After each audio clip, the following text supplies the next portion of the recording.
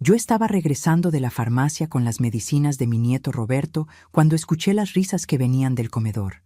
Me detuve en la puerta de entrada de mi propia casa, sosteniendo las bolsas, y escuché a mi hija Esperanza decir bien fuerte: «¡Qué bueno que la vieja no vino! Ahora podemos cenar en paz sin que esté quejándose de todo».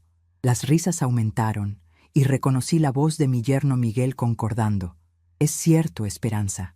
Tu mamá solo sabe estorbar». Sentí que mi corazón se oprimía cuando me di cuenta de que estaban cenando el pavo del Día de Acción de Gracias sin mí, mientras yo había salido especialmente para buscar la medicina para el asma de Roberto porque se estaba sintiendo mal. Entré despacio por la puerta de atrás, colocando las bolsas en la cocina en silencio. Por la rendija de la puerta vi a toda la familia reunida alrededor de la mesa que yo había preparado por la mañana. Esperanza cortando el pavo, Miguel sirviendo vino, y hasta mis dos nietos, Roberto de 15 años y Carmen de 12, participando en la conversación como si fuera normal que yo no estuviera ahí. Carmen hasta comentó: «La abuela siempre se tarda mucho, ¿verdad, mamá? Mejor empezamos sin ella». Lo que más me destrozó fue ver el lugar vacío en la mesa. Mi lugar, como si yo fuera solo un fantasma en mi propia casa. Ni siquiera notaron que había regresado. Siguieron comiendo y riendo, mientras yo me quedaba ahí en la cocina, invisible. Subí a mi cuarto sin hacer ruido, sintiendo un peso en el pecho que nunca había sentido antes. A los 72 años, después de criar a mi hija sola cuando mi esposo Francisco nos dejó temprano, después de trabajar 40 años como maestra para darle una buena vida, después de cuidar a los nietos cuando nacieron y ayudar en todo lo que necesitaban, me había convertido en un estorbo en mi propia familia. Me senté en la cama y miré por la ventana, viendo a las otras familias vecinas reunidas celebrando, mientras yo estaba sola en el piso de arriba. Esperanza me había pedido que saliera porque necesitaba espacio para recibir a los invitados. Pero yo vivía ahí desde hacía 50 años. Pero lo que ellos no sabían era que todo estaba a punto de cambiar. La casa donde había vivido por tanto tiempo ya no se sentía como mía. Cada rincón guardaba recuerdos de cuando Francisco y yo éramos jóvenes, cuando compramos esta propiedad con nuestros ahorros de maestros en una colonia tranquila de Guadalajara. Francisco trabajaba en la escuela primaria Benito Juárez y yo daba clases en la secundaria José María Morelos. Éramos una pareja de educadores que soñaba con criar a nuestros hijos en una casa llena de libros y amor. Pero la vida tenía otros planes para nosotros. Cuando Esperanza tenía apenas 12 años, Francisco sufrió un infarto mientras daba clases. Los doctores dijeron que fue instantáneo, que no sufrió, pero yo sí sufrí. Me quedé sola con una adolescente rebelde y una casa que mantener con un solo sueldo. Vendí el carro, dejé de comprar ropa nueva, convertí cada peso en una inversión para el futuro de mi hija. Trabajé doble turno, dando clases particulares por las tardes y los fines de semana para que Esperanza pudiera estudiar en la preparatoria privada que ella quería. Durante esos años difíciles, nunca le negué nada. Cuando quiso estudiar administración en la Universidad de Guadalajara, trabajé 3 trabajos para pagarle la carrera. Cuando se casó con Miguel, usé mis ahorros para ayudarles con la boda que ella soñaba. Cuando nacieron los nietos, dejé mi trabajo para cuidarlos mientras ellos construían sus carreras. Siempre pensé que estaba invirtiendo en amor, que el sacrificio de una madre siempre regresa multiplicado en cariño y respeto. Pero mientras estaba ahí sentada en mi cuarto, escuchando las risas que venían de abajo, me di cuenta de que me había equivocado. Yo no era una inversión de amor para ellos. Me había convertido en una obligación molesta. Una anciana que ocupaba espacio en una casa que ellos consideraban suya, aunque mi nombre siguiera en las escrituras. La realidad me golpeó como una ola fría. En los últimos 5 años, desde que Miguel perdió su trabajo y se mudaron aquí temporalmente, yo había ido perdiendo mi lugar poco a poco. Al principio fue sutil. Miguel empezó a tomar decisiones sobre la casa sin consultarme. Esperanza comenzó a hablarme como si yo fuera una huésped que se había quedado demasiado tiempo. Los nietos dejaron de buscarme para sus problemas y empezaron a verme como la abuela que siempre estaba ahí, disponible, pero no realmente importante. Me levanté de la cama y caminé hacia el escritorio donde guardaba mis papeles importantes. Ahí estaban las escrituras de la casa, mi testamento, donde les dejaba todo a ellos, y los documentos de mi cuenta bancaria, donde aún tenía algunos ahorros de mi pensión como maestra. Durante 40 años enseñando matemáticas, siempre fui buena con los números y la planeación. Era hora de hacer algunos cálculos sobre mi propia vida. Tomé una hoja de papel y empecé a escribir. En una columna puse lo que doy: casa gratis, cuidado de nietos, limpieza, comida, ayuda económica cuando la necesitan. En la otra columna puse lo que recibo: desprecio silencioso, decisiones tomadas sin consultarme, ser excluida de las celebraciones familiares, ser tratada como sirvienta en mi propia casa. Los números no cuadraban, nunca habían cuadrado, pero lo que más me dolía no era la ingratitud material, era la frialdad emocional. Hacía meses que Roberto no me buscaba para platicar como antes. Carmen ya no me mostraba sus dibujos ni me pedía que le contara cuentos. Esperanza me hablaba solo cuando necesitaba algo o cuando tenía que regañarme por alguna cosa que yo había hecho mal. Miguel actuaba como si yo fuera invisible la mayor parte del tiempo. Recordé la conversación que había escuchado la semana pasada entre Esperanza y Miguel en la sala. Estaba lavando los trastes en la cocina cuando los oí hablar en voz baja sobre mí. «Ya está muy vieja para vivir sola», decía Esperanza, «pero tampoco podemos seguir así para siempre. Los niños ya crecieron, ya no necesitan niñera». Miguel respondió: «Tal vez sea hora de buscarle un lugar apropiado para su edad, un lugar donde esté con gente como ella». Yo sabía exactamente a qué se referían con gente como ella. Ancianos que habían sido depositados ahí por familias que ya no los querían en casa. Esa noche, después de que todos se fueron a dormir, bajé a la cocina para lavarme los trastes que habían dejado de su cena sin mí. La mesa todavía tenía restos del pavo que yo había preparado con tanto cariño, pensando que sería una celebración familiar. Mientras lavaba cada plato, cada copa, cada cubierto que ellos habían usado sin esperarme, sentí que algo dentro de mí se rompía definitivamente. No era solo la humillación de haber sido excluida, era la realización de que esto no había sido un accidente o una decisión del momento. Ellos habían planeado celebrar sin mí. Habían decidido conscientemente que su día de acción de gracias sería mejor sin la presencia de la persona que había hecho posible que tuvieran una casa donde celebrar. Mientras secaba los platos que ellos habían ensuciado, recordé todas las veces en los últimos meses que me habían hecho sentir como una intrusa. Cuando Miguel cambió la cerradura sin darme copia de la llave nueva. Cuando Esperanza rearregló toda la sala sin preguntarme qué me parecía. Cuando decidieron renovar la cocina y escogieron todo sin considerar mis gustos, a pesar de que yo era quien más tiempo pasaba ahí cocinando para todos. Subí a mi cuarto con las manos todavía húmedas de lavar los trastes ajenos en mi propia casa.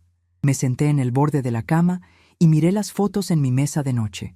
Francisco sonriendo en nuestra boda. Esperanza de niña, abrazándome después de su graduación de primaria. Roberto y Carmen de bebés, durmiendo en mis brazos. Todas esas imágenes de amor parecían mentiras ahora. ¿En qué momento había perdido mi lugar en esta familia? ¿En qué momento me había convertido de matriarca respetada en carga molesta? La respuesta llegó clara como una revelación. Nunca había perdido mi lugar. Ellos simplemente habían decidido que ya no merecía tenerlo. Esa madrugada, mientras la casa dormía, tomé una decisión que cambiaría todo. Si ellos querían vivir sin mí, les daría exactamente lo que deseaban, pero lo harían según mis términos, no los suyos. Por primera vez en años, yo tomaría el control de mi propia vida. Me levanté, prendí la lámpara de mi escritorio y empecé a revisar todos mis documentos con una claridad mental que no sentía desde hacía mucho tiempo. Tenía 72 años, estaba sana, tenía mi pensión asegurada y algunos ahorros. Más importante aún, tenía una casa que valía mucho dinero en un mercado inmobiliario que había crecido considerablemente en los últimos años. Mientras organizaba mis papeles, pensé en mi hermana Guadalupe, que vivía en Puerto Vallarta. Siempre me había invitado a visitarla, a quedarme el tiempo que quisiera en su casa frente al mar. «Hermana», me decía en nuestras llamadas telefónicas, «aquí podrías vivir tranquila, sin presiones, disfrutando tus años dorados como te mereces». Nunca la había tomado en serio, porque pensaba que mi lugar estaba con mi familia en Guadalajara. Pero esa noche, Por primera vez, su invitación sonaba como una promesa de libertad. También pensé en mi amiga Dolores, quien después de enviudar había vendido todo y se había mudado a Mérida, donde había comprado una casita pequeña cerca del centro histórico. Las últimas veces que hablamos, me contaba lo feliz que era viviendo sola, sin tener que dar explicaciones a nadie, sin tener que adaptarse a los horarios y exigencias de otros. Rosa, me había dicho en nuestra última conversación, la libertad de hacer lo que quieres, cuando quieres, no tiene precio. Por primera vez en años, empecé a imaginar una vida diferente. Una vida donde yo fuera la protagonista de mis propias decisiones. Donde no tuviera que pedir permiso para cambiar la decoración de mi propia casa. Donde no tuviera que soportar comentarios despectivos sobre mi edad o mis gustos. Una vida donde el respeto no fuera algo que tuviera que mendigar, sino algo que me dieran naturalmente. Pero antes de poder construir esa nueva vida, tenía que desarmar la mentira en la que había estado viviendo. La mentira de que yo dependía de ellos, cuando la realidad era exactamente al revés. La mentira de que ellos me hacían un favor al permitirme vivir en mi propia casa. La mentira de que yo debía estar agradecida por ser tolerada en lugar de ser valorada. Miré el reloj. Eran las 3 de la madrugada. En unas horas, Esperanza bajaría a desayunar, Miguel leería su periódico y los niños se prepararían para ir a la escuela. Todos actuarían como si nada hubiera pasado la noche anterior, como si excluirme de la cena familiar fuera algo normal y aceptable. Pero esta vez yo tenía un plan. Me acosté con una sensación extraña en el pecho. No era felicidad exactamente, pero tampoco era la tristeza aplastante que había sentido al escuchar sus risas mientras yo cargaba las medicinas de Roberto. Era algo nuevo, algo que no había sentido en años, esperanza. La esperanza de que las cosas estaban a punto de cambiar, y de que esta vez el cambio sería en mis términos. Antes de cerrar los ojos, murmuré una pequeña oración. Francisco, amor, espero que desde donde estés puedas darme la fuerza para hacer lo que necesito hacer. Ya no puedo seguir viviendo como una sombra en la casa que construimos juntos. Y por primera vez en mucho tiempo, sentí que Francisco me respondía con una brisa suave que movió las cortinas de mi ventana, como diciéndome que era hora de recuperar mi dignidad. Al día siguiente empezaría a ejecutar mi plan. Pero esa noche, simplemente me permití soñar con una vida donde Rosa Guadalupe Hernández volviera a ser la protagonista de su propia historia. En la mañana siguiente, bajé a tomar café y encontré la mesa todavía sucia de la cena de ayer. Esperanza estaba al teléfono hablando con una amiga, quejándose. Mi mamá se está poniendo cada día más difícil, ¿sabes? Ayer ni siquiera apareció para la cena, debe estar haciendo berrinche otra vez. Cuando me vio, ni siquiera me dijo buenos días, solo continuó. Ella piensa que la casa es suya, pero quienes pagamos las cuentas somos nosotros. Me quedé callada, lavando los platos que habían dejado, mientras Miguel leía el periódico sin saludarme. Roberto bajó corriendo. Tomó la medicina que yo había comprado ayer y salió para la escuela sin siquiera un gracias, como si fuera mi obligación salir corriendo detrás de sus cosas. Durante el día, me quedé recordando cómo había empezado todo. Cuando Esperanza se casó hace 15 años, me pidió que vendiera mi departamento pequeño y comprara esta casa grande para que la familia estuviera junta y yo ayudara con los nietos. Usé toda mi jubilación y la herencia que Francisco dejó para comprar esta casa a mi nombre, pensando que sería un hogar feliz para todos nosotros. Los primeros años fueron buenos. Yo cuidaba a los niños mientras ellos trabajaban, cocinaba, limpiaba, era útil. Pero conforme pasaron los años, me fui convirtiendo en una molestia. Carmen creció y ya no necesitaba a la abuela. Roberto prefería quedarse en su cuarto jugando videojuegos. Y Esperanza comenzó a tratarme como una empleada que vivía de favor. Por la tarde, cuando estaba regando las plantas del jardín que yo planté y cuidé por años, escuché a Esperanza hablando con Miguel en la sala. Necesitamos hacer algo con mi mamá, Miguel. Ya está muy vieja para vivir sola, pero tampoco podemos seguir así. Tal vez sea hora de buscar un lugar apropiado para ella. Miguel respondió, tienes razón, amor, y con ella fuera podemos convertir su cuarto en oficina. Sentí que mis manos temblaron sosteniendo la regadera. Después de 15 años en esta casa y toda una vida cuidando a esta familia, estaban planeando echarme de mi propia casa. Y en ese momento, Algo dentro de mí finalmente se rompió. Esa conversación me transportó a recuerdos que había tratado de enterrar. Recordé cuando Francisco murió y yo me quedé sola con Esperanza adolescente. Los primeros meses fueron terribles, no solo por el dolor de perder al amor de mi vida, sino por la responsabilidad aplastante de criar sola a una niña de 12 años que estaba pasando por su propia rebeldía. Esperanza culpaba a todo el mundo por la muerte de su padre, especialmente a mí, como si yo hubiera podido hacer algo para evitar el infarto. ¿Por qué no lo cuidaste mejor?, me gritaba cuando estaba enojada. ¿Por qué no te diste cuenta de que estaba enfermo? Esas palabras me destrozaban porque yo me hacía las mismas preguntas todos los días. Francisco nunca se quejó de dolores en el pecho.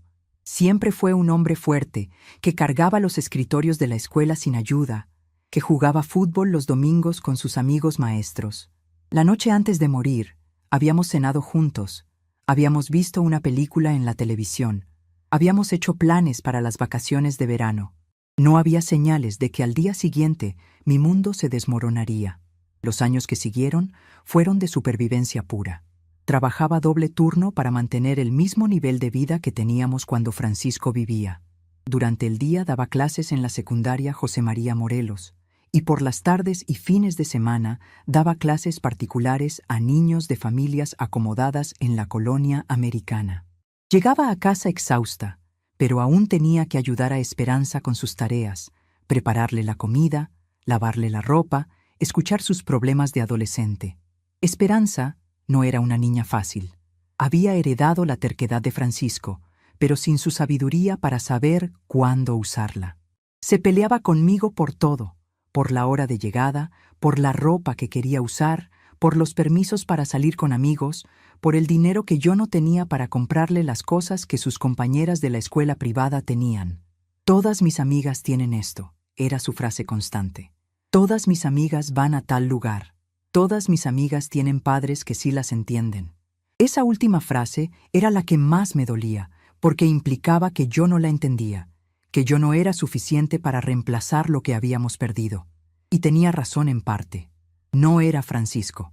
No tenía su paciencia infinita para explicar las lecciones de matemáticas que a ella se le dificultaban.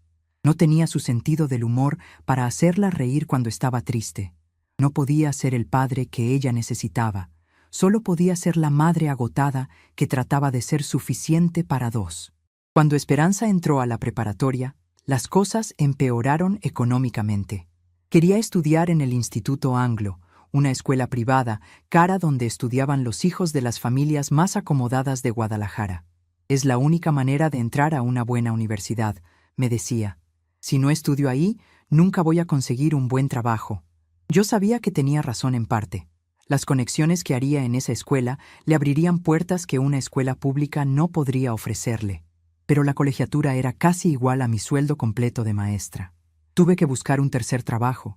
Los sábados y domingos limpiaba casas en la colonia Providencia. Familias ricas que me contrataban para hacer la limpieza profunda que sus empleadas de planta no hacían. Llegaba a esas casas enormes, con jardines perfectos y coches de lujo en la entrada. Y limpiaba los baños de gente que ganaba en un mes lo que yo ganaba en un año. Pero lo hacía por Esperanza, para que ella pudiera caminar por esos mismos espacios como invitada, no como la empleada. Durante esos años, perdí contacto con mis amigas maestras. No tenía tiempo para las reuniones sociales, para los cafés de los viernes, para las celebraciones de cumpleaños. Mi vida se reducía a trabajar, llegar a casa, atender a Esperanza, dormir unas pocas horas y repetir el ciclo. Los fines de semana que no limpiaba casas, los dedicaba a hacer las compras de la semana, lavar ropa, preparar comida para varios días y ayudar a Esperanza con proyectos escolares que requerían materiales caros que yo compraba, aunque significara comer frijoles toda la semana. Cuando Esperanza se graduó de la preparatoria, lloré en la ceremonia, no solo de orgullo, sino de alivio. Había logrado darle la educación que quería. Había cumplido la promesa silenciosa que le hice a Francisco de que nuestra hija tendría oportunidades. Pero cuando llegó el momento de elegir universidad, Esperanza quería estudiar administración en el Tecnológico de Monterrey, una de las universidades privadas más caras del país. Mamá, es la mejor universidad de México para mi carrera. me explicaba con esa seguridad de los jóvenes que aún no entienden el costo real de las cosas. Los que se gradúan ahí consiguen trabajo inmediatamente, con sueldos muy altos. Es una inversión en mi futuro. Yo sabía que tenía razón, pero también sabía que las colegiaturas del tecnológico eran más altas que todo lo que yo había pagado hasta entonces. Vendí las pocas joyas que tenía, incluido el anillo de compromiso que Francisco me había dado. Hipotequé la casa. Tomé préstamos que sabía que me tomaría años pagar. Pero lo hice porque creía que cuando Esperanza tuviera su carrera exitosa, cuando tuviera el trabajo bien pagado que soñaba, ella entendería todo lo que había sacrificado por ella. Pensé que el amor y el agradecimiento vendrían naturalmente cuando ella fuera adulta y pudiera ver en retrospectiva todo lo que había hecho por ella. Durante los 4 años de universidad, seguí trabajando 3 empleos. Esperanza vivía en el campus, venía a casa solo en vacaciones, y cuando lo hacía, parecía una extraña. Traía ropa cara, hablaba de lugares a los que yo nunca podría ir, mencionaba nombres de compañeros cuyos padres eran empresarios importantes. Poco a poco, se fue avergonzando de nuestra casa modesta, de mi trabajo como maestra, de la comida sencilla que yo preparaba. «Mamá, ¿por qué no renovamos un poco la casa?», me decía durante sus visitas. «Mis amigos van a venir a mi graduación y esto se ve muy simple». Simple. Esa palabra se me quedó grabada. Nuestra casa, donde Francisco y yo habíamos sido felices, donde habíamos soñado con criar a nuestros hijos, donde cada mueble tenía una historia, era simple para los nuevos estándares de mi hija. Cuando Esperanza se graduó, consiguió trabajo inmediatamente en una empresa multinacional. Su primer sueldo era 3 veces lo que yo ganaba después de 40 años de experiencia como maestra.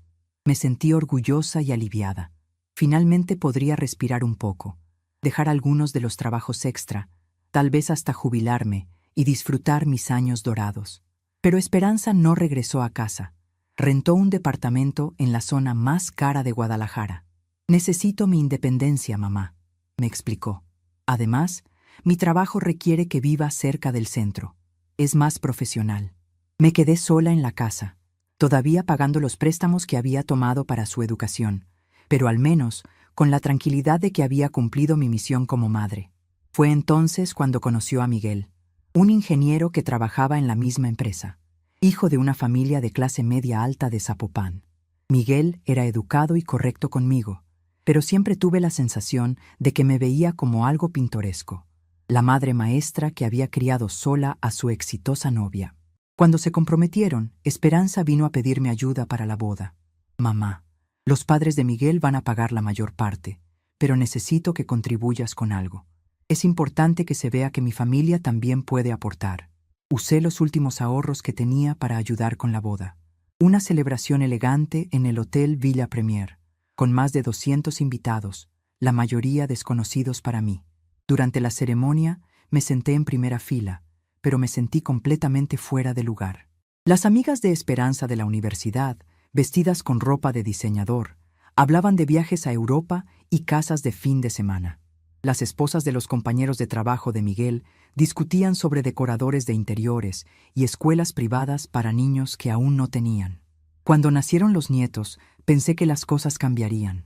Roberto llegó primero, y cuando Esperanza me lo puso en brazos por primera vez, sentí que todo había valido la pena.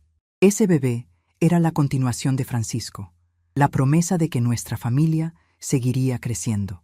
Carmen nació 2 años después, y con ella llegó la sensación de que finalmente tendría de vuelta el amor incondicional que había perdido cuando Esperanza creció. Los primeros años como abuela fueron maravillosos. Cuidaba a los niños mientras Esperanza y Miguel trabajaban. Les enseñaba canciones que Francisco me había enseñado a mí. Les contaba cuentos de cuando su mamá era pequeña. Les preparaba las comidas que a Esperanza le gustaban de niña. Roberto y Carmen corrían hacia mí cuando llegaba a visitarlos. Me abrazaban con esa urgencia de los niños pequeños. Me buscaban cuando se lastimaban o cuando tenían pesadillas. Pero cuando Miguel perdió su trabajo hace 5 años, todo cambió. «Es temporal», me dijeron cuando me pidieron que vendiera mi departamento para comprar esta casa más grande donde todos pudiéramos vivir. «Solo hasta que Miguel encuentre algo bueno». Y así los niños pueden estar con su abuela todos los días. Sonaba perfecto. Una familia unida, nietos que crecerían conociendo las historias de su abuelo Francisco, una vejez rodeada de amor y propósito. La realidad fue muy diferente. Al principio, estar todos juntos fue agradable, pero poco a poco, mi papel cambió de abuela querida a empleada doméstica no remunerada. Era yo quien limpiaba toda la casa, quien cocinaba todas las comidas, quien se levantaba temprano para preparar los desayunos y las loncheras. Esperanza y Miguel salían todas las mañanas a trabajar. Los niños iban a la escuela y yo me quedaba sola manteniendo la casa funcionando. Cuando regresaban por las tardes, nadie me preguntaba cómo había estado mi día. Miguel se instalaba en la sala a ver televisión. Esperanza se encerraba en su cuarto a hablar por teléfono con amigas o a trabajar en su computadora. Los niños corrían a hacer tarea o a jugar videojuegos. La cena era un asunto silencioso, donde cada quien pensaba en sus propios asuntos. Poco a poco, dejé de ser la abuela y me convertí en la señora que vive aquí. Miguel comenzó a tomar decisiones sobre la casa sin consultarme. Cambió el horario del jardinero, contrató a una muchacha para que viniera a limpiar los baños una vez por semana, como si yo no pudiera hacerlo. Puso nuevas reglas sobre el uso de la televisión y el teléfono. Esperanza empezó a corregirme delante de los niños cuando yo les daba permisos que a ella no le parecían apropiados. Los nietos también cambiaron. Roberto entró a la adolescencia y comenzó a verme como todos los adolescentes ven a los adultos, como un obstáculo para su libertad. Carmen seguía siendo cariñosa, pero ya no me buscaba para los cuentos de antes de dormir. Prefería ver caricaturas en su tablet o jugar con los videojuegos que sus papás le compraban. Y yo fui aceptando todo esto como natural. Pensé que era normal que las familias evolucionaran, que los roles cambiaran, que yo tuviera que adaptarme a una nueva etapa de mi vida. Me convencí de que estar cerca de ellos, aunque fuera en un papel secundario, era mejor que estar sola en un departamento pequeño. Pero ayer, cuando escuché esas risas mientras yo cargaba las medicinas de Roberto, cuando vi mi lugar vacío en la mesa como si yo no importara, me di cuenta de que había estado viviendo una mentira. No era parte de la familia. Era una empleada doméstica gratuita que además pagaba por el privilegio de serlo, porque la casa estaba a mi nombre y mis gastos de jubilación ayudaban con las cuentas del mes. Esa noche, mientras lavaba los platos sucios de la cena a la que no fui invitada, tomé una decisión. Ya no iba a vivir mendigando amor en mi propia casa. Ya no iba a aceptar ser tratada como una carga cuando yo era quien cargaba con todo. Si ellos querían vivir sin mí, les daría lo que querían. Pero esta vez sería según mis términos. Subí a mi cuarto con una determinación que no sentía desde hacía años. Francisco, pensé mientras organizaba mis papeles, espero que me perdones por lo que estoy a punto de hacer, pero ya no puedo seguir traicionándome a mí misma por amor a gente que ya no me ama. El lunes por la mañana, mientras todos salieron a trabajar y estudiar, me quedé sola en casa mirando los documentos guardados en mi cómoda. Tomé la escritura de la casa, el testamento que hice años atrás dejándole todo a Esperanza, y los papeles de mi cuenta bancaria, donde aún tenía algunas economías. Por 40 años enseñando matemáticas, siempre fui buena con números y planeación. Me senté en la mesa de la cocina y empecé a hacer cálculos, pensando en cada detalle de lo que necesitaba hacer. Si ellos me querían fuera, yo saldría, pero a mi manera y en mi tiempo. Llamé a mi abogada, licenciada Verónica Santos, quien había cuidado mis papeles cuando Francisco falleció. Le expliqué la situación y programé una cita para esa tarde. Cuando llegué a su oficina, estaba decidida. Licenciada Verónica, quiero vender la casa y cambiar mi testamento. Quiero quitar a mi hija como beneficiaria y dejar todo al Hospital Civil de Guadalajara, donde fui voluntaria por 10 años. Me miró sorprendida, pero cuando le expliqué toda la situación, entendió perfectamente. Señora Rosa, usted tiene todo el derecho. La casa está a su nombre. Usted puede hacer lo que guste. Salí del despacho con todos los papeles organizados y el corazón más ligero de lo que había sentido en años. Durante la semana comencé a prepararme silenciosamente. Separé mi ropa y objetos personales en maletas pequeñas. Guardé las fotos antiguas de la familia y los regalos que recibí de los nietos cuando eran pequeños. Llamé a mi hermana Guadalupe, que vivía en Puerto Vallarta, y le conté todo. Se indignó. Rosa, puedes venir a vivir conmigo cuando quieras. Tengo un cuarto esperándote. También busqué en internet pensiones y casas para rentar, porque quería tener opciones. Esperanza notó que estaba más callada de lo normal, pero pensó que era porque yo estaba aceptando mi lugar, como le dijo a Miguel. Pero la verdad era otra. Yo estaba planeando mi libertad. Esa primera semana de planeación fue como despertar de un sueño largo y confuso. Durante años había vivido en una especie de bruma emocional, aceptando cada humillación pequeña como si fuera normal, adaptándome a cada nueva regla que imponían en mi propia casa como si yo fuera la invitada. Pero ahora, con un plan claro en mi mente, cada interacción con ellos se volvía cristalina en su crueldad. El martes por la mañana, mientras preparaba el desayuno como todos los días, Esperanza bajó con una expresión molesta. «Mamá, ayer dejaste la puerta del patio abierta toda la noche». Los mosquitos entraron a la casa y Carmen amaneció con picaduras. La miré sin decir nada mientras ella continuaba. «Ya hablamos de esto antes. No puedes estar tan distraída con las cosas importantes de la casa».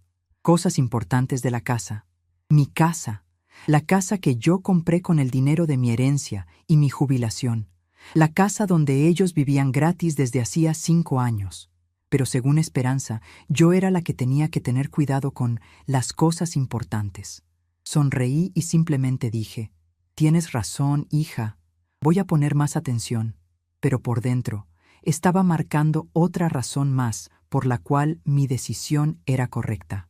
El miércoles, Miguel llegó temprano del trabajo y me encontró viendo televisión en la sala. «Rosa», me dijo con ese tono que había desarrollado para dirigirse a mí, como si le hablara a una empleada problemática, «necesitamos hablar sobre el gasto de luz. Este mes subió mucho y creemos que es porque usted se queda viendo televisión toda la tarde». Sacó un papel de su bolsillo. Hicimos una tabla de horarios para el uso de electrodomésticos. Así todos contribuimos a ahorrar energía. Me mostró una hoja donde habían dividido el día en franjas horarias.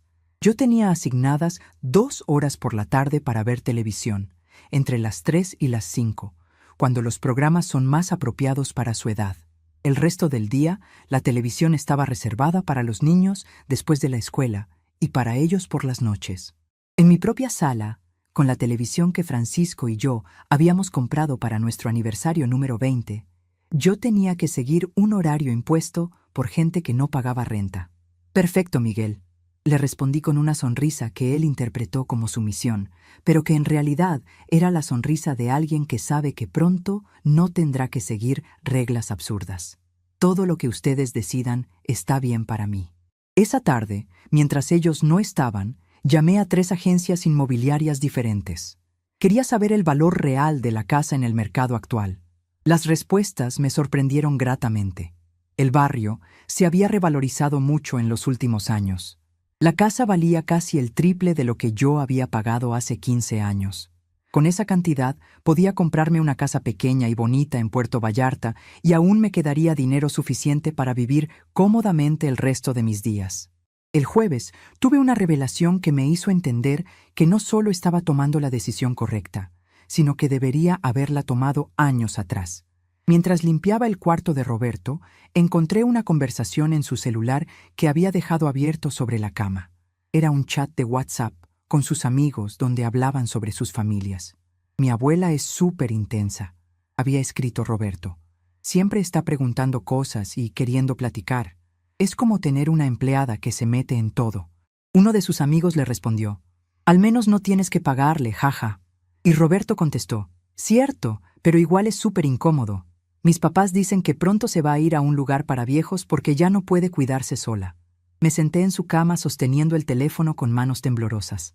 Roberto, el nieto que yo había cargado en brazos cuando era bebé, que había cuidado cuando tenía fiebre, al que le había enseñado a andar en bicicleta y a hacer la tarea de matemáticas, me veía como una empleada molesta.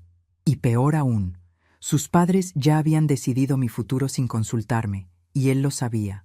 Dejé el teléfono exactamente donde lo había encontrado y terminé de limpiar su cuarto como siempre hacía. Pero algo fundamental había cambiado dentro de mí. Ya no era solo que me sintiera no valorada o no respetada, era que había descubierto que para ellos yo era literalmente un problema que resolver, no una persona que amar. Esa noche, durante la cena, los observé como si los viera por primera vez. Miguel masticando con la atención puesta en su teléfono, revisando correos del trabajo. Esperanza sirviéndose más pollo sin ofrecerme, a pesar de que ella se había servido ya 2 veces y yo aún tenía mi primer pedazo intacto. Roberto comiendo en silencio, probablemente pensando en los videojuegos que jugaría después. Carmen la única que ocasionalmente me dirigía la palabra, pero solo para pedirme que le pasara la sal o le sirviera más agua. «¿Cómo estuvo tu día, mamá?», preguntó Esperanza de repente. Y por un momento pensé que tal vez había sido injusta en mi evaluación de la situación. Tal vez sí les importaba. Tal vez solo habían perdido la costumbre de demostrarme afecto. «Bien, hija», respondí. «Estuve organizando algunas cosas en mi cuarto. Hablé con tu tía Guadalupe por teléfono y...» Pero antes de que pudiera terminar, Miguel la interrumpió para contarle sobre un problema que había tenido en el trabajo, y Esperanza inmediatamente cambió su atención hacia él.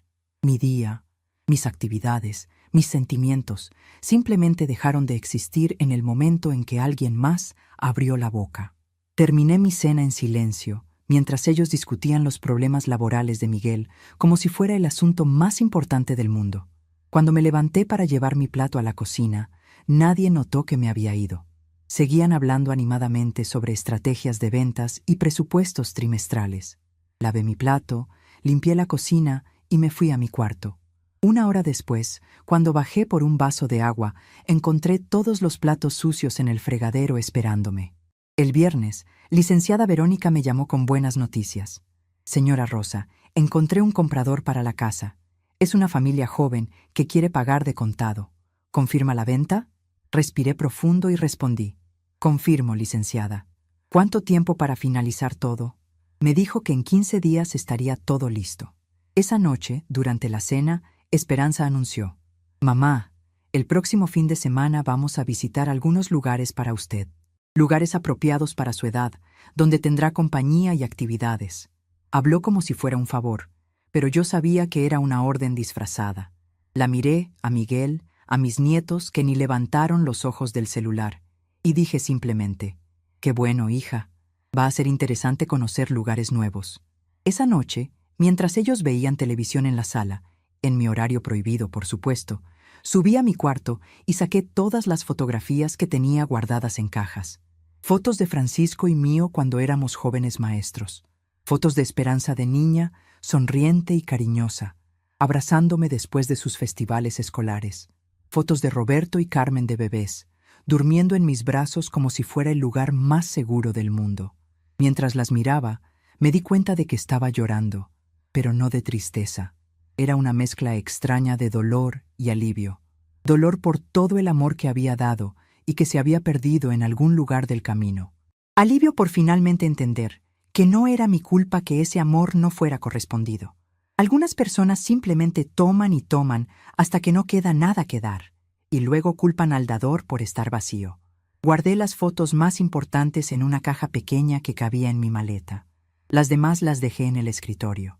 Si querían recuerdos de mí después de que me fuera, tendrían que decidir ellos mismos cuáles valía la pena conservar. El sábado siguiente, mientras ellos salieron para resolver unas cosas, terminé de arreglar mis maletas. Dejé en la mesa de la sala una carta que escribí con mucho cuidado. «Querida familia, después de mucho pensar, decidí que ustedes tienen razón. Yo necesito salir de esta casa. Por eso, la vendí a una familia joven que la va a cuidar bien. Con el dinero me voy a vivir a una ciudad más pequeña, cerca de mi hermana Guadalupe. No se preocupen por mí, estoy bien y feliz con mi decisión. Los nuevos dueños llegan el lunes para firmar los papeles finales. Besos, Rosa». Pero antes de irme, decidí hacer algo que había estado posponiendo durante semanas.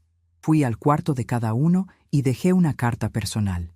Para Esperanza, escribí sobre todos los sacrificios que había hecho por ella, no para hacerla sentir culpable, sino para que entendiera el valor real de lo que había recibido gratis durante toda su vida. Para Miguel, una nota explicándole que la casa nunca fue suya para decidir reglas. y que espero que aprendiera a valorar lo que otros le daban. Para Roberto y Carmen, cartas más suaves, explicándoles que las abuelas no son empleadas, sino personas que merecen respeto y amor. Llamé un taxi, tomé mis maletas y di una última mirada a la casa donde había vivido 15 años. No sentí nostalgia. La nostalgia es por los lugares donde fuiste feliz, y yo no había sido realmente feliz ahí desde hacía mucho tiempo. Lo que sentí fue anticipación. Por primera vez en décadas, no sabía exactamente qué vendría después, y esa incertidumbre me emocionaba en lugar de asustarme. Cuando el taxi dobló la esquina, saqué mi teléfono y marqué el número de Guadalupe. «Hermana», le dije cuando contestó, «ya voy en camino. Espero que tengas preparado ese cuarto que me prometiste, porque tu hermana menor acaba de recuperar su libertad».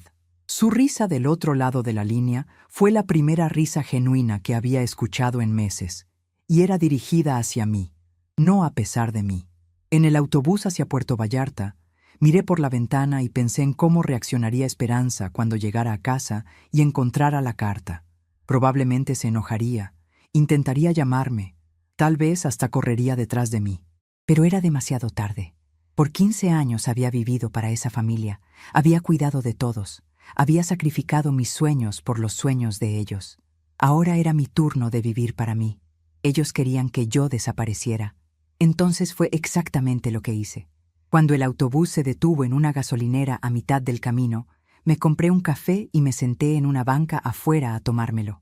Una señora mayor, como de mi edad, se sentó a mi lado. «¿De viaje?», me preguntó con esa curiosidad amable de la gente de nuestra generación. «Sí», le respondí, «voy a empezar una nueva vida». Ella sonrió. «A nuestra edad, eso es muy valiente». «¿A nuestra edad?», le dije. «Es lo único sensato que se puede hacer cuando la vida que tienes ya no te sirve». Subí de nuevo al autobús con una sensación que no había experimentado en años. Esperanza verdadera. No la esperanza resignada de que las cosas mejoraran por sí solas, sino la esperanza activa de alguien que había tomado control de su destino. «Francisco», pensé mientras veía el paisaje pasar por la ventana, «espero que desde donde estés puedas estar orgulloso de mí. Finalmente, aprendí a valorarme tanto como tú me valorabas». El viernes por la tarde, licenciada Verónica me llamó. «Señora Rosa, encontré un comprador para la casa. Es una pareja joven que quiere pagar de contado. ¿Confirma la venta?». Respiré profundo y respondí, «Confirmo, licenciada». «¿Cuánto tiempo para finalizar todo?». Me dijo que en 15 días estaría todo listo. Esa noche, durante la cena, Esperanza anunció, «Mamá, el próximo fin de semana vamos a visitar algunos lugares para usted. Lugares apropiados para su edad, donde tendrá compañía y actividades». Habló como si fuera un favor, pero yo sabía que era una orden disfrazada. La miré, a Miguel, a mis nietos que ni levantaron los ojos del celular, y dije simplemente, «Qué bueno, hija. Va a ser interesante conocer lugares nuevos». 3 días después de llegar a Puerto Vallarta, mi teléfono no paraba de sonar. Esperanza me había llamado 14 veces desde que encontró la carta. Al principio no contesté ninguna llamada. Necesitaba tiempo para establecerme en mi nueva vida antes de enfrentar su furia. Pero cuando finalmente decidí responder, su voz era una mezcla de shock, rabia y algo que parecía pánico. «Mamá, ¿qué hiciste? ¿Cómo pudiste vender la casa sin decirnos nada?». Su voz temblaba de una manera que no había escuchado desde que era niña y se lastimaba jugando. «Los nuevos dueños llegaron esta mañana con la escritura firmada. Nos dijeron que tenemos 30 días para desocupar». «¿Cómo pudiste hacernos esto?». Me quedé en silencio un momento, escuchando el sonido de las olas del mar desde la terraza de la casa de Guadalupe. Era un sonido que había olvidado lo reconfortante que podía ser, muy diferente al ruido constante de tráfico y vecinos de Guadalajara. «Esperanza», le dije finalmente con una calma que me sorprendió a mí misma. «Hice exactamente lo que ustedes querían. Me fui de la casa». «Pero no tenías derecho. Vivíamos ahí. Los niños van a la escuela cerca de ahí. Miguel tiene su trabajo». La lista de protestas continuó por varios minutos, todas centradas en cómo mi decisión los afectaba a ellos, ninguna reconociendo cómo sus decisiones me habían afectado a mí durante años. «Esperanza», la interrumpí suavemente. La casa estaba a mi nombre. Tenía todo el derecho legal y moral de venderla. En cuanto a ustedes viviendo ahí, nunca pagaron renta, nunca contribuyeron a la hipoteca, nunca me pidieron permiso para tomar decisiones sobre mi propiedad. Vivían ahí por mi generosidad, no por su derecho. El silencio del otro lado de la línea fue largo y pesado.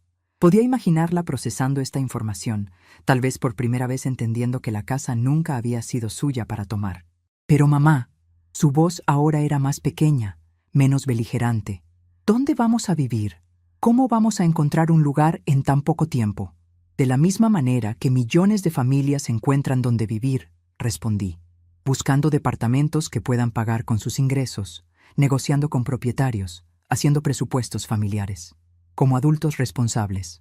Era la primera vez en años que le hablaba a mi hija como a una adulta que necesitaba resolver sus propios problemas, en lugar de como a una niña a la que yo debía rescatar de toda dificultad. Pero mamá, nosotros te cuidábamos, te dábamos un hogar. Sin nosotros estarías sola. Sus palabras revelaron lo profundamente que había malentendido nuestra relación. En su mente, ellos me hacían un favor al permitirme vivir en mi propia casa, al aceptar mi cuidado gratuito, al tolerarme en mi propio espacio.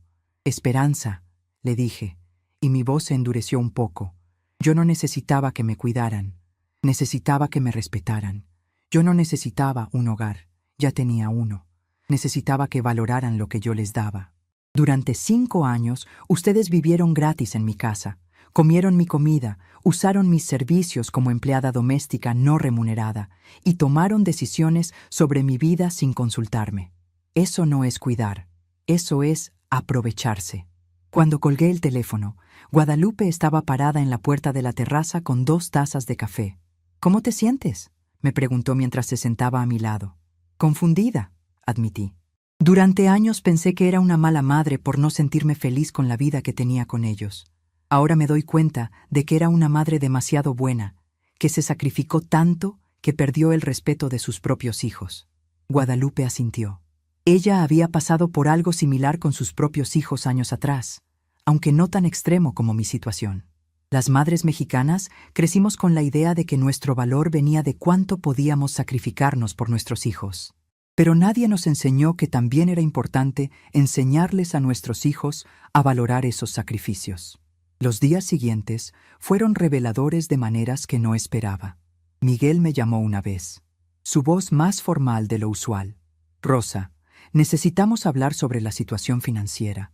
Sin la casa, no tenemos dónde vivir que podamos pagar. Esperanza está muy alterada. Los niños no entienden por qué tienen que cambiar de escuela. Toda su conversación giró alrededor de cómo mi decisión los inconveniente, nunca mencionando cómo sus decisiones me habían inconveniente durante años.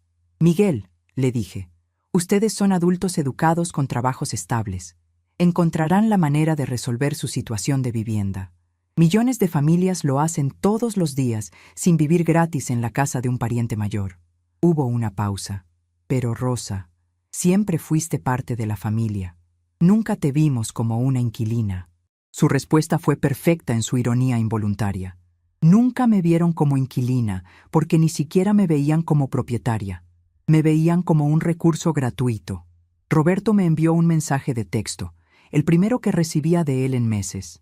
Abuela, ¿por qué vendiste la casa? Ahora tengo que cambiar de escuela y dejar a mis amigos. No es justo. Leí el mensaje varias veces antes de responder. Era típico de un adolescente centrar todo en cómo lo afectaba a él, pero también era revelador de cómo había sido criado. Durante 15 años había vivido en una casa gratis, sin nunca preguntarse de dónde venía ese regalo, quién lo pagaba, o qué podía pasar si esa persona decidía ya no dárselos. Le escribí de vuelta.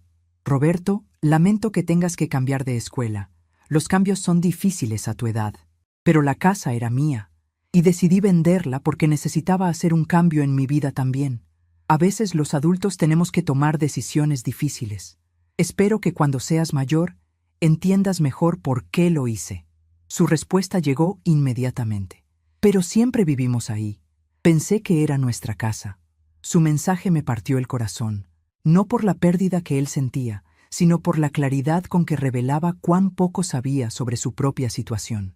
Durante 15 años había vivido en nuestra casa, sin saber que era la casa de su abuela, que su familia no pagaba por vivir ahí, que su comodidad dependía completamente de la generosidad de una persona a la que él veía como empleada doméstica. Carmen me llamó llorando 2 días después. Su voz pequeña y confundida me trajo recuerdos de cuando era bebé, y yo la consolaba de sus pesadillas. «Abuela, ¿ya no nos quieres? ¿Por eso te fuiste y vendiste la casa?» Sus preguntas eran las más honestas y directas que había recibido de cualquier miembro de la familia. «Carmen, mi amor», le dije, y mi voz se suavizó completamente. «Te quiero mucho. Los quiero a todos mucho. Pero a veces, cuando quieres mucho a alguien, también tienes que quererte a ti misma. Durante muchos años me olvidé de quererme a mí misma, y eso no era bueno para nadie». «¿Pero por qué tenías que vender nuestra casa?» Su pregunta contenía la misma confusión que la de Roberto, la misma falta de entendimiento sobre la realidad básica de su situación. «Carmen, era mi casa, no nuestra casa. Yo la compré con mi dinero cuando tú eras muy pequeñita. Su mamá, su papá y ustedes vivían ahí porque yo los invité. Pero después de mucho tiempo, dejaron de tratarme como la dueña de la casa y empezaron a tratarme como si yo viviera ahí por favor de ustedes. Eso me lastimó mucho». Pude oír su respiración irregular del otro lado de la línea. «¿Nosotros te lastimamos, abuela?» La pregunta era tan inocente, tan genuina, que casi me hizo llorar. Carmen era la única que había hecho una pregunta sobre cómo yo me sentía. La única que había mostrado curiosidad sobre mis razones en lugar de solo protestar por las consecuencias. «A veces sí, mi amor, pero no era tu culpa. Tú eres una niña». Los adultos de la familia olvidaron enseñarte y a Roberto cómo respetar a las personas mayores, cómo agradecer cuando alguien te da algo y cómo no dar por sentado el amor de otras personas. Una semana después de esa conversación con Carmen, Esperanza apareció en Puerto Vallarta sin avisar. Guadalupe me avisó desde la ventana.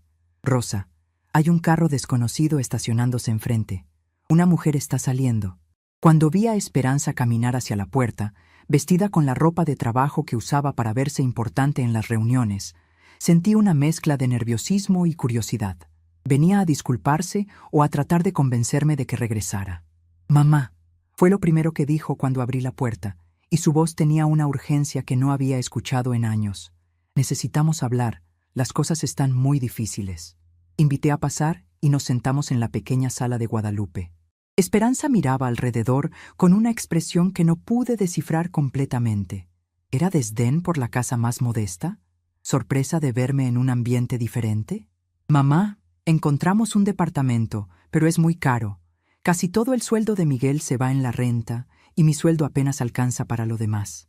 Los niños están teniendo problemas adaptándose a la nueva escuela. Carmen llora todas las noches». Su presentación fue perfecta en su enfoque. Todo giraba alrededor de cómo mi decisión los había afectado negativamente. «Lamento escuchar que están pasando dificultades», respondí honestamente. «Los cambios grandes nunca son fáciles para nadie». Me quedé esperando, dándole la oportunidad de decir lo que había venido a decir realmente. «Mamá, queremos que regreses. Podemos buscar una casa nueva, una donde todos seamos felices. Podemos establecer reglas nuevas, dividir las responsabilidades de manera más justa». Sus palabras sonaban ensayadas, como si hubiera practicado esta conversación en el carro durante el viaje desde Guadalajara.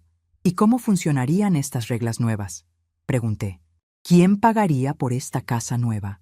¿Quién tomaría las decisiones sobre la decoración, las reglas familiares, el uso de los espacios comunes?» Su respuesta llegó demasiado rápido, revelando que no había pensado realmente en los detalles. «Bueno, tendríamos que verlo. Lo importante es que estemos juntos como familia». La palabra familia, pronunciada como si fuera una solución mágica a todos los problemas que habíamos tenido. «Esperanza», le dije, levantándome para servirle un vaso de agua, «durante 5 años yo fui la que pagó por mantener a la familia junta. Pagué literalmente con mi casa, mi comodidad, mi dignidad. Y durante esos 5 años, ustedes nunca se sentaron a preguntarme si yo era feliz con los arreglos familiares, si me sentía respetada, si necesitaba algo diferente. Pero mamá, pensábamos que eras feliz, nunca dijiste que no lo eras». Su defensa reveló lo poco que me habían observado durante todos esos años. lo invisibles que habían sido mis sentimientos para ellos. Esperanza, en los últimos 2 años, ¿cuántas veces me preguntaste cómo me sentía? ¿Cuántas veces notaste que me excluían de conversaciones familiares? ¿Cuántas veces viste que Miguel tomaba decisiones sobre mi casa sin consultarme? ¿Cuántas veces observaste que yo hacía todo el trabajo doméstico mientras ustedes se relajaban? Mis preguntas llegaron una tras otra, no con rabia, sino con la paciencia de un maestro tratando de que un estudiante entienda una lección importante. Su silencio fue la respuesta más honesta que podía darme. No había notado nada porque no había querido notar. Era más cómodo asumir que yo estaba feliz sirviendo que preguntar si necesitaba algo diferente. Mamá, finalmente dijo, su voz más pequeña que cuando llegó. No sabíamos que te sentías así. Si regresas, podemos cambiar las cosas. Pero sus palabras tenían el tono de alguien haciendo una concesión, no de alguien que genuinamente entendía lo que había estado mal. Esperanza, yo ya cambié las cosas. Me cambié a mí misma, cambié mi vida, cambié mi situación. Ya no necesito que ustedes cambien para mí. Me senté frente a ella, tratando de que entendiera que esta no era una negociación. Durante 70 años viví para otros. Los últimos 5 años viví específicamente para ustedes. Ahora quiero vivir para mí. Cuando se fue esa tarde, sin conseguir lo que había venido a buscar, me senté en la terraza viendo el atardecer sobre el mar. Guadalupe se unió a mí con una cerveza fría para cada una. ¿Cómo te sientes?, me preguntó. Libre, respondí sin hesitación. Por primera vez en décadas, completamente libre. Esa noche recibí un mensaje de texto de un número que no reconocía. Era Miguel. Rosa. Esperanza llegó muy triste. Creo que todos necesitamos tiempo para entender lo que pasó. Tal vez en el futuro podamos encontrar una manera de arreglar las cosas. Su mensaje fue cortés, pero revelador. Incluso ahora, hablaba de arreglar las cosas como si el problema fuera un malentendido técnico, no años de falta de respeto sistemática. Le respondí, Miguel, respeto que necesiten tiempo. Yo también lo necesito, pero quiero que entiendas que no hay nada que arreglar. Yo tomé una decisión que era necesaria para mi bienestar. Espero que ustedes aprendan de esta experiencia y traten mejor a las personas que los aman en el futuro. 2 semanas después, Carmen me llamó desde el teléfono de una amiga. Abuela, ¿puedo venir a visitarte en las vacaciones de Semana Santa? Echo de menos platicar contigo. Su petición me llenó de alegría genuina. Por supuesto, mi amor, pero tendrás que pedirle permiso a tu mamá y tu papá. Ya les pregunté. Dijeron que sí, pero que tengo que pagar mi propio boleto de autobús con mis ahorros. Esa condición me sorprendió y me molestó un poco. Hacer que una niña de 12 años pagara su propio transporte para visitar a su abuela parecía mezquino, pero también era revelador de qué tan resentidos seguían estando. Carmen, no te preocupes por el boleto. La abuela te va a mandar el dinero. Después de colgar, me di cuenta de que esa pequeña interacción había sido perfecta. Carmen había sido la única en buscar una relación conmigo sin condiciones, sin agenda, simplemente porque me extrañaba. Y sus padres, incluso en su permiso, habían encontrado una manera de hacer difícil esa conexión. Pero Carmen vendría a visitarme, y eso era lo que importaba. Tal vez no podría tener la familia que había soñado, pero podría tener la relación que merecía con al menos una persona que realmente me amaba. Y tal vez, con tiempo y espacio, los otros también aprenderían a valorar lo que habían tenido y perdido. Por primera vez en años, sentía que mi historia no había terminado en una tragedia, sino en un nuevo comienzo. Francisco, pensé esa noche mientras escuchaba las olas, finalmente aprendí a valorarme tanto como tú me valorabas.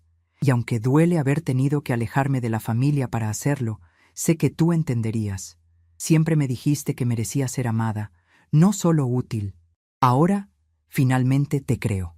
3 meses después de mudarme a la casa de Guadalupe, establecí una rutina simple que me traía una paz que no sentía en años.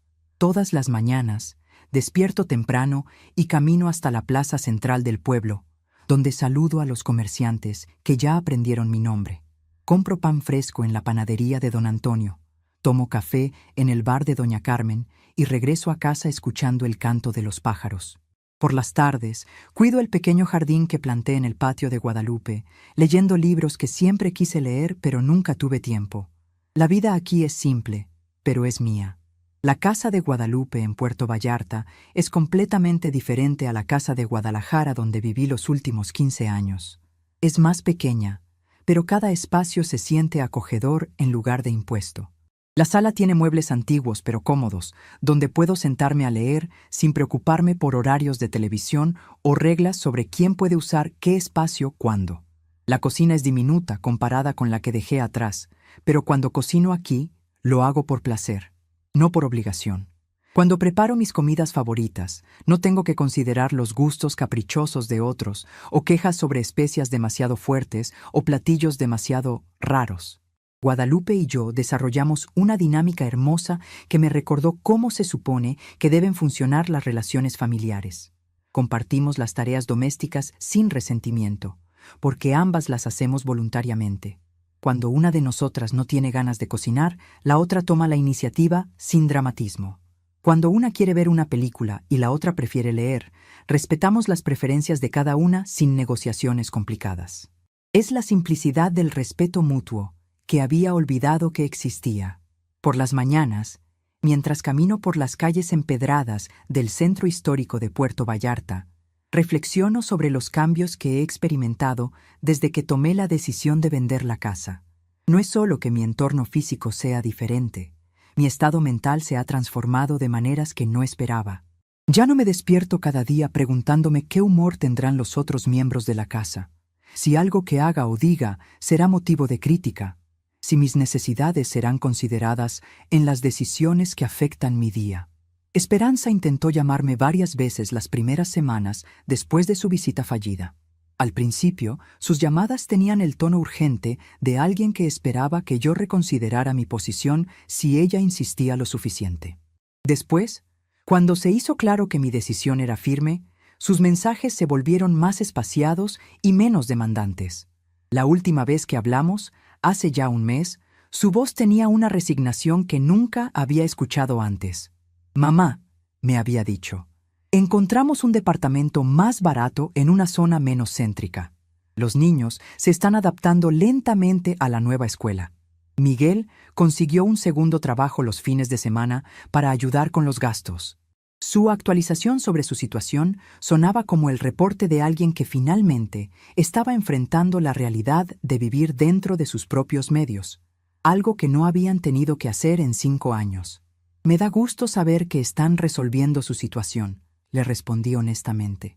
No sentía satisfacción maliciosa por sus dificultades, pero tampoco sentía la urgencia maternal de rescatarlos que había sentido automáticamente durante décadas. Los cambios grandes siempre requieren tiempo de adaptación. «Sí», había respondido, y en esa simple palabra escuché algo que podría haber sido el comienzo de entendimiento. Nunca nos habíamos dado cuenta de cuántas cosas dábamos por sentado. Esa admisión, pequeña como fue, me dio más esperanza para el futuro de nuestra relación que todas las disculpas elaboradas o promesas de cambio que habría podido ofrecerme. El reconocimiento genuino de un error es siempre más valioso que las palabras vacías de reconciliación. Carmen cumplió su promesa de visitarme durante las vacaciones de Semana Santa.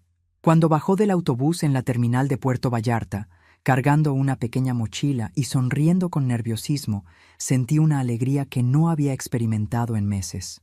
La abracé con el cariño de una abuela que había extrañado genuinamente a su nieta, sin las complicaciones de resentimientos familiares que habían contaminado nuestras interacciones previas.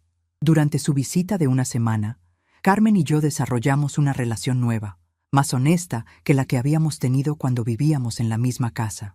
Sin la presión de la dinámica familiar disfuncional, ella pudo ser simplemente una niña de 12 años pasando tiempo con su abuela, y yo pude ser simplemente una abuela que disfrutaba la compañía de su nieta.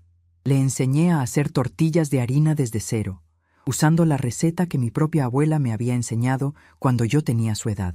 Mientras amasábamos la masa en la pequeña cocina de Guadalupe, Carmen me hizo preguntas que revelaron cuánto había estado pensando sobre la situación familiar desde mi partida.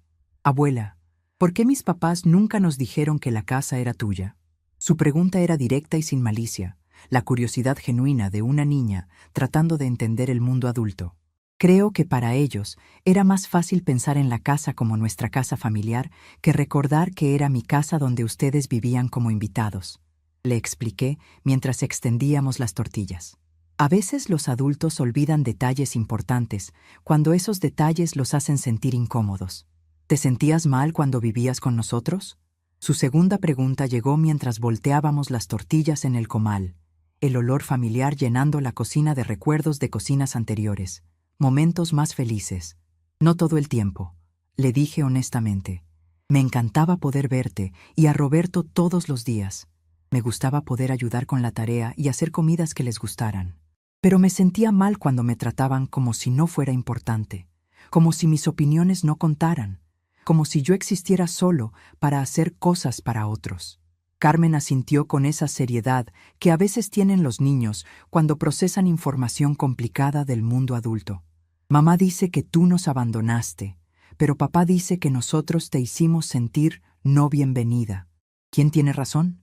Su pregunta me mostró que incluso Esperanza y Miguel tenían perspectivas diferentes sobre lo que había pasado, lo cual me pareció en sí mismo revelador.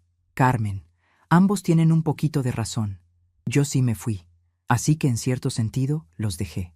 Pero me fui porque me sentía no bienvenida en mi propia casa, así que en cierto sentido ustedes me hicieron irme. Pero lo más importante es que ahora todos estamos aprendiendo a vivir de manera diferente.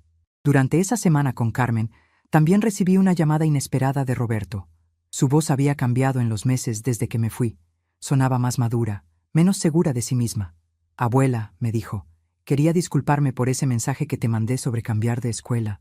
Mamá me explicó que la casa era tuya y que nosotros vivíamos ahí gratis. No sabía eso. Su disculpa me conmovió porque revelaba que Esperanza había finalmente comenzado a explicarles a los niños la realidad de su situación, algo que debería haber hecho años atrás. Gracias por llamar, Roberto. Sé que los cambios han sido difíciles para ti. Sí, pero también han sido buenos en algunas maneras, admitió. En el nuevo departamento tengo que ayudar más con la limpieza y la cocina. Al principio me molestó, pero ahora me gusta saber hacer cosas. Y papá y yo hablamos más porque él me enseña a hacer reparaciones menores, en lugar de contratar a alguien para todo. Su descripción de su nueva vida sonaba como la descripción de una familia que finalmente estaba funcionando como equipo, donde todos contribuían según su capacidad, donde las responsabilidades se compartían en lugar de cargar todo sobre una persona. Cuando Carmen regresó a Guadalajara al final de su visita, prometió llamarme todas las semanas y regresar en las vacaciones de verano. Mientras la veía subir al autobús, agitando la mano por la ventana, sentí una mezcla de tristeza por su partida y gratitud por haber podido establecer una relación nueva y saludable con al menos un miembro de mi familia. Las semanas que siguieron a la visita de Carmen fueron especialmente tranquilas. Desarrollé nuevas rutinas que se centraban completamente en mis propios intereses y necesidades. Me inscribí en un club de lectura en la biblioteca municipal, donde conocí a otras mujeres de mi edad que habían pasado por transiciones similares en sus vidas. Algunas eran viudas como yo, otras se habían divorciado después de matrimonios largos, y una había decidido jubilarse temprano y mudarse a la playa después de décadas trabajando en la Ciudad de México. Lo que todas teníamos en común era la experiencia de haber reestructurado nuestras vidas después de los 60 años, de haber tomado decisiones valientes que nos habían alejado de situaciones cómodas pero insatisfactorias. En nuestras discusiones semanales sobre libros, a menudo terminábamos hablando sobre nuestras propias historias, y me di cuenta de que mi experiencia no era única.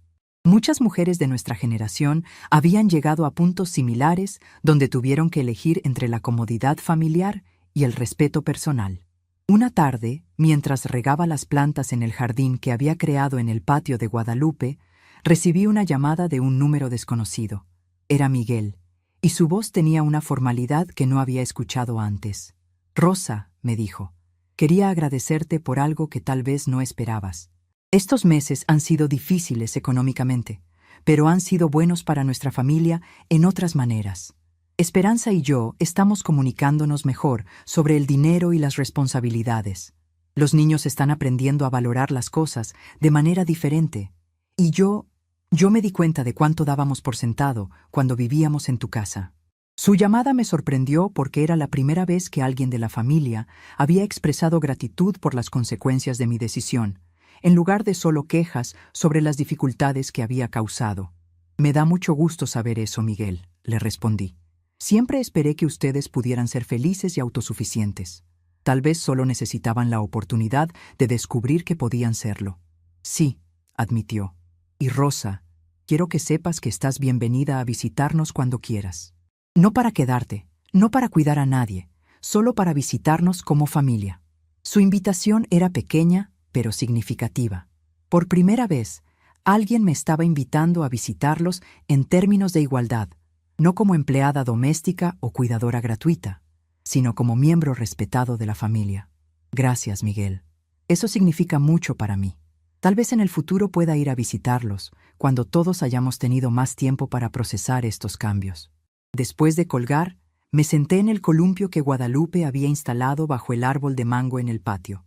El atardecer pintaba el cielo de colores que nunca había tenido tiempo de notar cuando mis días estaban consumidos por las necesidades y demandas de otros. Por primera vez en décadas, mi tiempo era completamente mío para usar como yo quisiera. Esa noche, escribí una carta larga a Francisco. No la enviaría a ningún lado, por supuesto, pero escribirla me ayudó a procesar todo lo que había experimentado en los últimos meses. Le conté sobre la paz que había encontrado en Puerto Vallarta, sobre la relación nueva con Carmen, sobre los pequeños signos de que tal vez nuestra familia podría sanar con tiempo y distancia. Francisco, escribí, creo que finalmente entendí lo que tratabas de enseñarme cuando decías que yo merecía ser amada, no solo útil. Durante años después de tu muerte, pensé que mi valor venía de cuánto podía sacrificarme por otros, pero ahora entiendo que el amor verdadero incluye respeto, consideración y reciprocidad. Espero que desde donde estás puedas estar orgulloso de mí por finalmente aprender a valorarme tanto como tú me valorabas.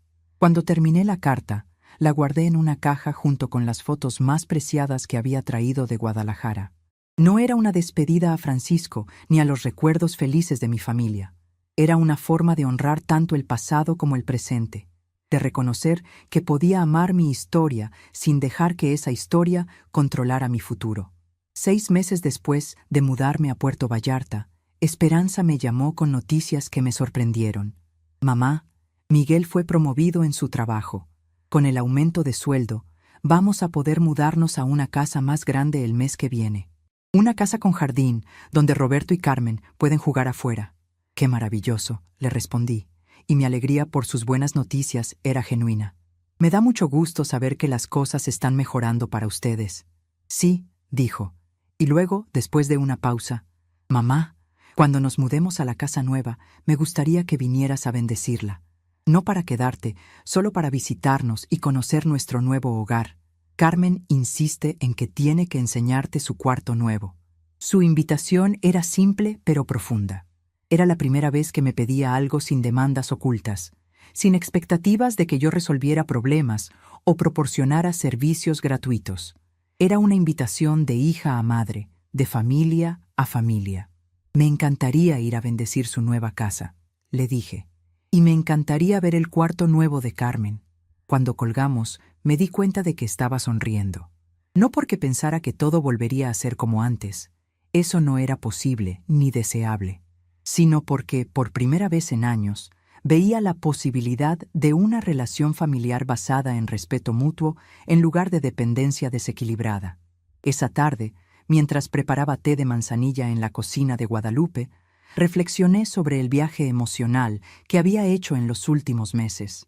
Había comenzado sintiendo que mi vida estaba terminando, que había perdido mi lugar en el mundo cuando perdí mi lugar en mi familia. Pero había descubierto que mi vida no había terminado. Simplemente había comenzado un capítulo nuevo. A los 73 años, había aprendido que nunca es demasiado tarde para exigir el respeto que mereces, para cambiar situaciones que no te sirven, para elegir la dignidad sobre la comodidad.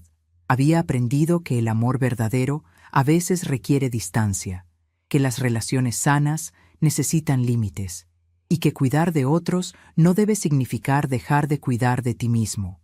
Mientras veía el atardecer desde la terraza, con una taza de té caliente en las manos y el sonido de las olas de fondo, murmuré una pequeña oración de gratitud, no por los años difíciles que había pasado, sino por la fuerza que había encontrado para cambiar lo que necesitaba cambiar. A veces, el mayor regalo que puedes dar a la gente que amas es enseñarles que tú también mereces ser amada. Y en el silencio tranquilo de esa tarde perfecta, finalmente entendí que el silencio que había elegido mantener no era el silencio de la derrota, sino el silencio de la sabiduría. A veces, el mayor recomienzo es el silencio que decides mantener. Estamos curiosos para saber hasta dónde llegó esta historia. ¿De dónde nos estás viendo? Comenta abajo.